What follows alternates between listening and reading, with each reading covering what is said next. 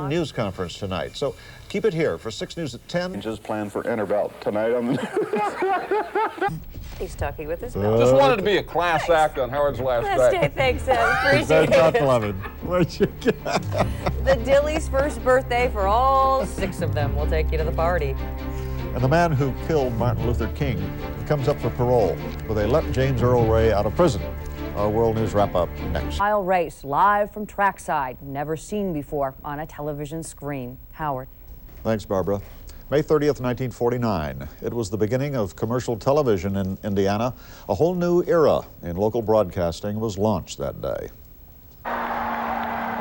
The race was a good one. Bill Holland won it, achieving a new track record and a kiss from movie actress Linda Darnell. But for the first time, some saw it on TV sets like this one. There were an estimated 3,000 of them in the viewing area. But the set-deprived could still be viewers. 21 Indianapolis stores turned sets on in their display windows so people could stand and watch and contemplate purchasing one. The main antenna was downtown atop the Merchants Bank building, and the studios on Monument Circle in a building that no longer exists. As for the Channel 6 race coverage, there we were up on the stand with the one camera. There were 2 other cameras around the track, and it was very obvious that I had to know what car was coming out of the north turn in order to tell the viewers who was coming. Though primitive in today's terms, the coverage apparently impressed Speedway officials. After Channel 6 provided similar coverage in 1950, the Speedway terminated it for Indianapolis viewers. The third attempt. Soon afterwards, the youthful PA voice of the Speedway joined Channel 6 as sports director. That, of course, was Tom Carnegie. I had no concept of what it was to be on camera. There was no opportunity to learn because we were the first, and so you just had to go in and do it, you know, comb your hair, and we didn't put on makeup then, didn't know about that then. The station's first locally produced musical program was the Circle B Ranch. It featured vocalist Ann Wagner. Later, she became Ann Harper. Soon, she was involved in so many live local programs, she kept one notebook for lyrics, another one for her wardrobe. You kept another book, What Did I Wear Monday? Don't wear that again on Monday, and What Did I Wear the other evening? One of the station's first announcers was Dick Lingle. One of his many assignments came on Saturday night, when the main studio was used to provide viewers with live wrestling matches. It was a top-rated show if they had ratings at that time because everybody wanted to see the amateur fights. For more serious matters, there was the station's first meteorologist, Bill Crawford. Casual, likable, modest Bill had served as a pilot and weather officer in World War II. He joined us to help feed his young family while going to dental school. He stayed with us 14 years, sharing us with his dental practice. I had the pleasure of working alongside this market's first TV news anchor, Gilbert Forbes, for over a year. His distinctive voice and sharp mind are evident in a segment he ad-libbed for a news promotion with then news director Ken Mayer. Ken, I suppose no story would top that in Cuba and the general chaotic conditions that prevail there tonight as the result of the collapse of Batista's government. Gil was with us 24 years. One-time Hollywood film star Frances Farmer was our highly popular movie hostess. Good evening. I'm very happy to be here, as I told you last week, on the stage of the Loeb Playhouse at Purdue. We are beginning our very rigorous week of dress Frances was with us during the late 50s and early 60s. Sailing over the mountain All Hands on Deck was an ambitious kid show created locally. The late Jerry Vance was Captain Starr, who was struggling here for help from his zany colleagues, Curly Myers and Hal Fryer's Harlow Hickenlooper. They usually ended up singing together. Oh, we ain't got a barrel of money. Maybe we're ragged and funny, but we're sailing along, singing a song, side by side. Live from the Channel 6 studios, the Jim Girard Show. The Jim Girard Show was a daily happening for 9 years. It was the last of Channel 6's local musical talk shows. Good morning. Good morning and welcome, one and all. My goodness. My goodness indeed, Jim. Where have all those years gone? Well, those were some of the people who made it work in the early years. They helped set the tone. 4 of them are deceased. All the rest continue to live in Indiana, most of them in the Indianapolis area. I guess that's sort of the way it is with Channel 6 people, past and present. Barbara? All right, Howard. When we come back, we'll have a few final thoughts from Howard and a goodbye. Well, Howard, now that you're cutting out on us, who are we going to believe? Wishing you well. Bye-bye. Good news. Well, Howard, this day has been a little bit easier, at least for me and I know for everybody else here, knowing that we'll be seeing you on the air in the future here at Channel 6. Yeah, I'll be back in a couple of months for perspectives and some one-on-one interviews. Okay. Looking forward to that.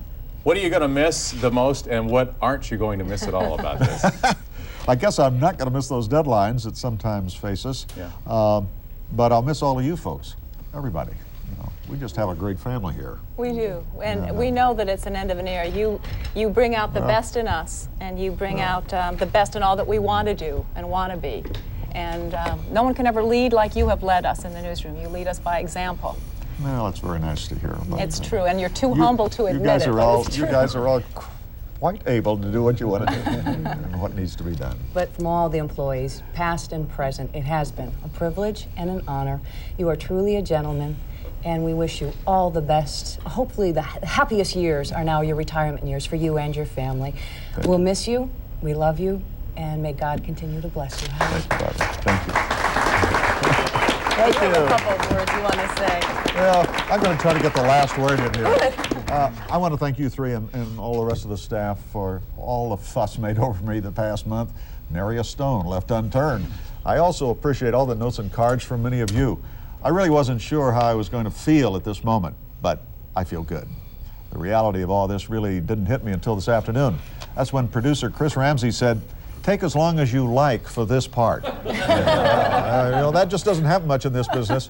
It's been a great adventure. Thanks, and goodbye for now. But we'll Have a good summer, Howard. Yeah. We'll see you more. I will. Thanks. And everybody wanted to come down and congratulate you.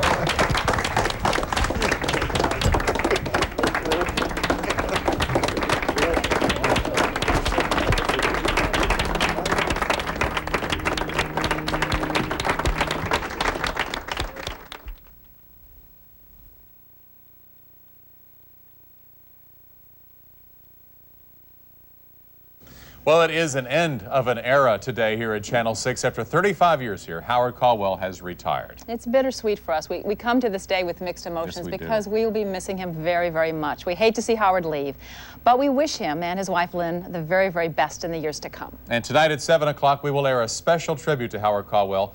Here is a sneak preview. In the heart of Irvington, the aspiring young journalist got his start. As a second grader, Howard began writing, printing, and publishing his own neighborhood newspaper.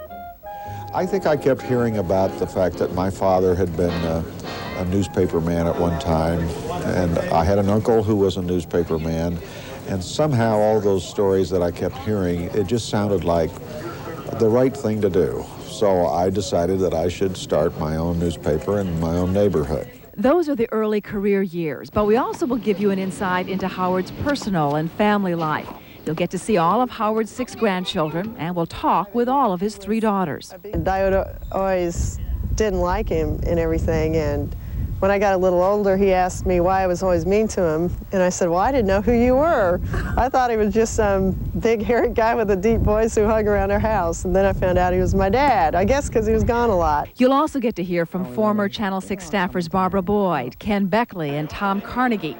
Reed Duffy picks up the story. Carnegie is renowned as the master of the affectionate needle and is not about to stop merely because Howard is retiring. Well, I thought, first of all, he should have stayed in Terre Haute. That was my first of all, my opinion. And then, as I got to know Howard, I realized that that he had some skills. Needed honing, tremendous skills, but a lot of work had to be done. So I went to work on him early and gave him a lot of the principles that he's carried through. There are lots of laughs and a few tears in this tribute. It's a very special, warm look at Howard Caldwell. It airs in a half hour at 7 o'clock. Yes, we hope you'll watch it because it is very special. Then tonight at 10 and 11, we'll give you an inside look, actually Dion will, into Howard's last day as an anchor here at Channel 6, and really it's much more than just his work here today. You followed him throughout the day, didn't you? I did. It's kind of a family here at Channel 6. He's been the head of it, and we'll miss him very, very much. Good news is he will be back after the end of the summer. That's to do right. some work here. It's not a goodbye. Good night. World News Tonight. Night, are you? Happy retirement. God bless you, and say hello to your lovely wife, and I'll be seeing you soon because I'm hanging it up before long. Huh? Tomorrow. I'll be down there tomorrow. Thank you, Howard, and good night. Good old Jerry. Jerry Van Dyke and Tim Allen. You know all the big network stars, don't you? Not exactly, but I do know Jerry very well. Yeah, We had a year in Terre Haute together. And a year-long live interview one time on the noon show, wasn't it? Yes, I thought I knew Jerry too well. I think that's a case of figuring he didn't know what he was talking about, and I wouldn't know what I was talking about. That's the trouble. One thing about you, though, over the years, you've been able to talk to just about everybody, and people will talk to you. Some people will talk to you, they won't talk to anybody else. Good case in point. Well, the General, Bob Knight, you had a way of getting him to sit down and talk about things. You could ask him a question that I could ask him and get thrown out of his office, but he'd say, "Great question, Howard," and respond. What quality do you have that allows you to do that with I think it helps to grow up in Indiana, just sort of be part of the place. Maybe that's it. Yeah. And, that's just a stroke of luck, isn't it? Real quick, who's the most fascinating guy you've interviewed in all your years? Oh, there are a bunch, but I think Herman B. Wells was my favorite. Yeah. Down there at IU, Chancellor of IU, and just has a wonderful sense of humor and looking at things, but he has a wonderful mind. It's still functioning at 92. Kind of like you, although you're a spring chicken compared to that. Anyway, Howard, you can't work, obviously, at the same place for 35 years without some very humorous things happening to you, quite a few of them. And tonight, folks, we're going to take a look at some of the funnier moments involving Howard and other members of the Channel 6 staff down through the years. This is Channel 6 News. Good evening, everyone. Go ahead. Sorry. Clyde is off today. Topping our news, renewed hopes to solve the 1978 Burger Chef murders. And over the years, Howard, that's not the only trouble you've had with co-workers. The judge indicated the plan may be ready by next week. Jack, doesn't this plan differ from the judge's first ruling? Howard, I have no idea. Well, that's foolish of me to ask. In television, things don't always go as planned. Many times, things can change in midstream, especially when you have a producer talking in your ear. People opposing his efforts. And in some other news, swimming a mile a day keeps the back brace. All right, let's stop and see what we're doing here. All right, back to the nursing home story. But through it all, Howard, we've managed to have quite a few laughs. The first injections of the swine flu vaccine. No design changes planned for Interbelt tonight on the Howard, we'll get back to you with more fun in a bit, but we just want our viewers to know quite a few funny things have happened on the air here since you arrived on the scene way back in 1959. Reporter Gary Dick has had his share of excitement in his 10.5 years at Channel 6. 10 minutes ago it was sunny. We send it back now from IUPUI to the studio and Clyde. Thank you, Gary. We're going to save that video. Tracy Horth has also had some problems on live shots, but she perseveres and gets her message out to the viewers. They feel that, there is a tremendous amount of emotion running through this negotiations, and they are having a meeting tonight at Winchester School at 7 o'clock. This is Tracy Horth with The Fly, an Instacam report, and we'll our viewers may not realize that our reporters, as good as they are, don't always do their stand-ups in just one take. Just ask Phil Bremen. Ouch! Whoa, don't do that. If this shows up on a party tape, And we just couldn't pass this one up. Doesn't Jack do a nice job here on the lead story on our noon news? Good afternoon, everyone. The second blast from a winter storm hit Indiana overnight with ice and snow. It's forced school closings and made travel difficult, if not dangerous. Channel 6 reporter Greg Todd is live this noon hour with details. Greg? But Howard, while you were at the top of your game, a young man named Clyde Lee was honing his anchoring skills in the big-time market of Tupelo, Mississippi. Just listen to the confidence and credibility emanating from young Clyde. Two men who emerged with the top totals in a runoff election earlier this month. But unofficial totals results show that Davidson was elected to the 3rd District JPC today by a narrow margin of 232 votes to 214 votes for Owen. After that cup of coffee in Mississippi, Clyde was headed to the big time in Memphis, Tennessee. Obviously, this story was prior to Clyde playing a doctor on TV. President Ford has ordered a major inoculation campaign to immunize. But by 1976, Howard, you had a brand new co-anchor at WRTV, the aforementioned Clyde Lee. And of course, it's been smooth sailing ever since. I went out to State Police Post 44 on Post Road this afternoon to take a look. They started out with 376 cars and trucks, and now they're down to just 38. All were taken in during the 9-month stint. Well, we don't have the right film up yet, but we will have very, very shortly. As a matter of fact, they started out with 376 cars and trucks at the State Police Headquarters, District Post 44. And you can go right to the film right now if you want to. No, we're going to Bob McLean with the weather. We'll get this all straightened out in just a minute. Here, Bob, you take it for a while. Okay, I'll see what I can do with it. Hey, Bob, nice hair. As a matter of fact, the dues have sure changed over the years here at Channel 6. Let's go to the videotape. Linda Look here for the news, Channel 6. Chief Gallagher says the department has done away with hundreds of outdated rules and regulations over... Well, I think you've just seen it first on television. Local officials gave the media. Now we all... This story. Barbara Boyd, for the news. Night. Good morning. It's over here? Okay. Here's what to look for. You can solve it. In the city of brotherly love, there's plenty of... Derek Thomas for the news. Channel 6. Speaking of hair, this lady almost loses hers during this taping of a Duffy's Diner segment. Howard, we could go on for hours about us, but hey, this is your show, so let's get back to you. Here he is, folks, Howard, the party animal.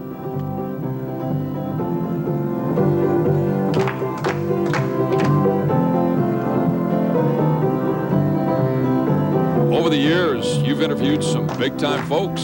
Indira Gandhi, Bob Knight, Larry Bird. But nothing could be more memorable than this interview with Jerry Van Dyke on the Noon News. Well, I know. Are you coming? Are you not here this week? You're here next week? I'm not positive. I'm really not positive. This is Indianapolis. This is Indianapolis. Then I'm here now. I know your hometown's Danville, Illinois. Yes, I'm from Danville. I went to Terre Haute, and then I kind of forgot what happened after that. Well, it's time to wrap this up, but not without one last parting word from the man himself. Howard Caldwell. Was that it?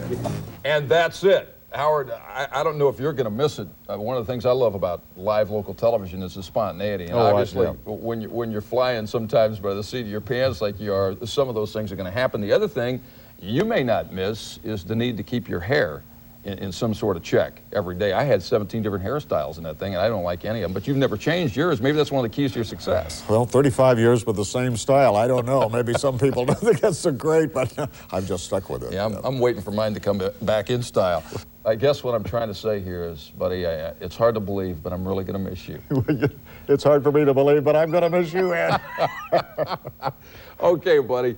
Be good. Now, let's throw it over to Barb Lewis, Howard's co-anchor at 5 o'clock. Yeah, it's just not going to be the same without Howard. It's not. Well, thanks, Ed. When we come back, we'll have some final thoughts from Howard and a special tribute from the employees of Channel 6. Well, now that you're going to go on to greater things, let me give you a little advice. What I've been doing in my spare time is writing a book. I know you're an author, so Howard, write another book. And if you want a good interview, come see me.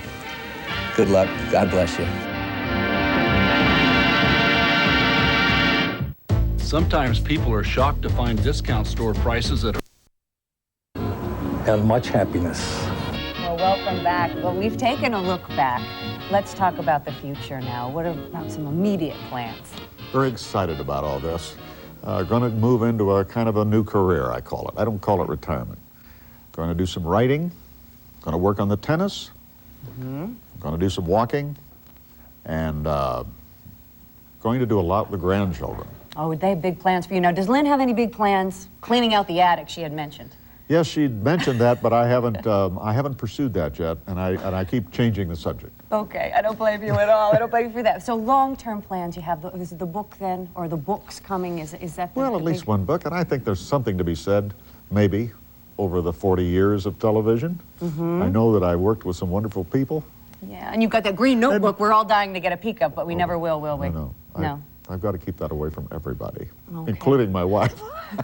For after 35 years and 40 years anchoring, is there anything you haven't done, anything that you're going away saying, oh, I wish I would have done that? No, because I think I came into it thinking, you know, can I really do this? And that's been the fun about it all. It has sort of pushed me into some things that I used to dream about as a kid and never figured I could really pull it off, but it's forced me to do it, and it's been a wonderful, pleasant, exciting experience to find out, hey, I can kind of do this. Okay. People don't understand. In our newsroom, we just have like little cubicles, and I'm always reaching over and asking you all these pronunciation, grammatical questions, and everything else. Are you ready to retire? I can't imagine that you're not going to be sitting right next to me during the day and then at 5 o'clock. Well, let's put it this way. I may be turning up once in a while to do some things. Good. On a little part-time basis. And so that would take care of the next year. Mm-hmm. Howard's Perspectives. And you'll be taking the summer off, though, so viewers don't Well, worry. much of it off, I think. Okay. Yeah. All right. Well, But the whole thing is something I'm looking forward to. Well, Howard, there are just too many people you've worked with over the years to include everyone in the show as much as we'd like to. So, representing the employees of Channel 6 here is Vice President and General Manager John Long. I doubt if anybody has had more of an impact on Indiana television than Howard Caldwell. For 40 years, Howard has been covering stories or issues that have really helped shape what Indiana is today. And 35 of those years have been right here on WRTV. So Howard, on behalf of all the past and present employees of Channel 6, I'd like to thank you for 35 terrific years and wish you and Lynn nothing but happy days.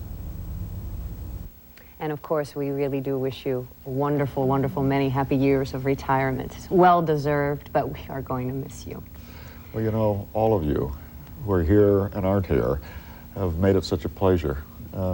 It hasn't been a real job. It's just been something I did every day and look forward to doing, you know. But it won't be the same. There's no one like you. That's nice of you to say Big that. shoes to fill. We'll try, but you'll always be with us.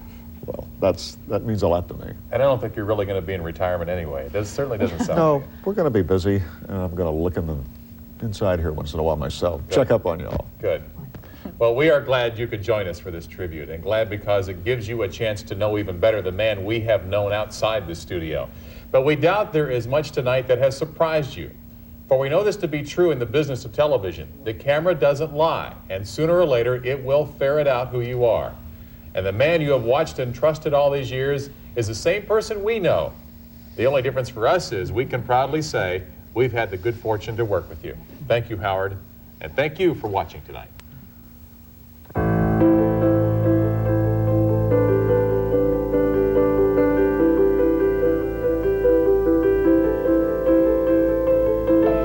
official of the Federal Space Agency warns that Russia may beat the U.S. in getting a man into space.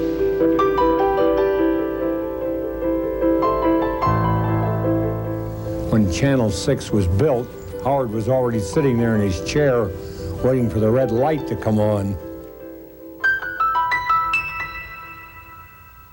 Well, I think Howard's an example. Not only does he present a good news product on Channel 6, but he's been an example in his community.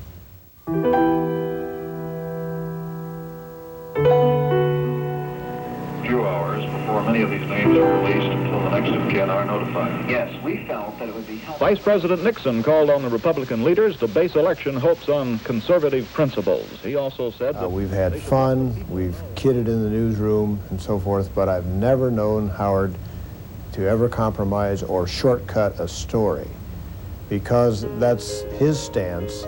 That's given me something to adhere to. And in that way, it has affected my life because I've had a measure to come up to.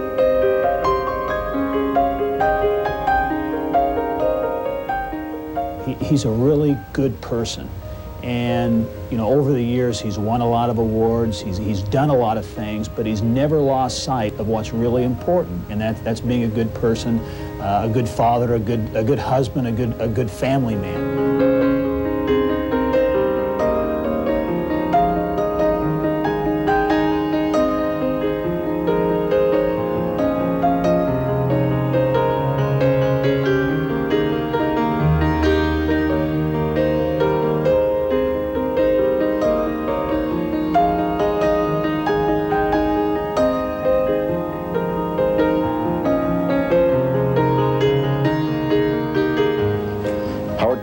just what he was supposed to be, a good and decent man.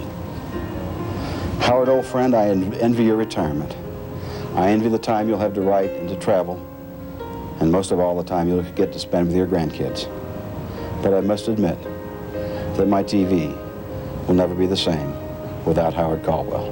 God bless.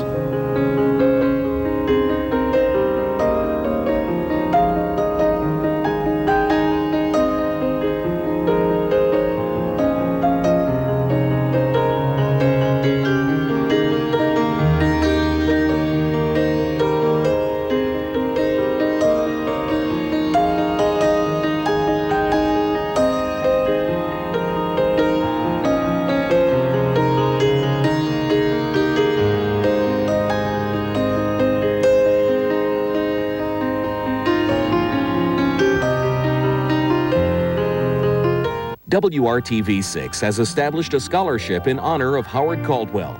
If you would like to be part of it, send your tax-deductible contribution to Scholarship WRTV 6, Post Office Box 607, Indianapolis 46206.